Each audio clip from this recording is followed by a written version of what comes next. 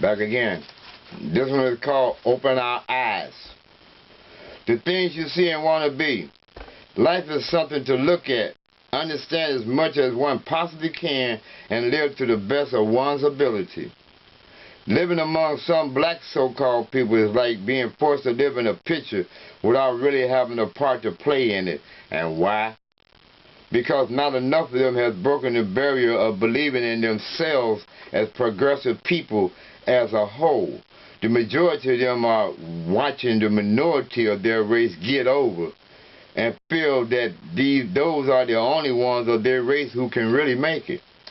If anyone took into consideration how black people portray their feelings and thoughts to others, they would be forever trapped in a dream of immortal wishing.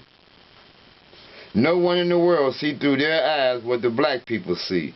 It's no wonder the elders get so disgusted with the youth of their race, not realizing that it's up to them what their young counterparts think about, do, and see.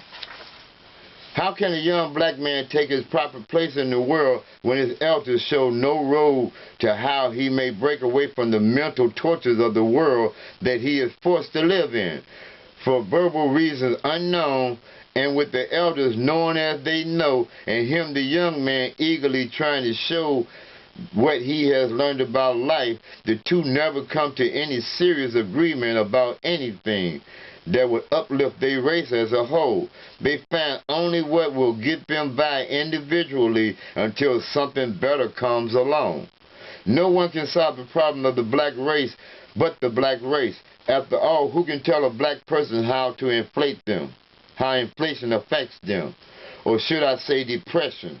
How many preachers do we need to tell us about how many bills he has to pay to keep his household going? For surely he's not telling us anything that we don't already know or can't teach our children ourselves. Read Proverbs 30. While I'm at it, let me put in a word about organizations. Organizations are a good thing to have, but they are dogma because only so many people will belong to one. It is high time for black communities in the South, the North, the East, and the West to come together as a whole. For what is the problem in one ghetto is the same in the other. Since what is in the North, South is in the North, the answer to the problem here lies between East and West. And if the leaders of whatever organization a person may decide to belong to is not trying to unite with leaders of other organizations, regardless of how big or how small, in your best of interest, then I must tell you that you are in the wrong thing. Because that's all it is, a thing.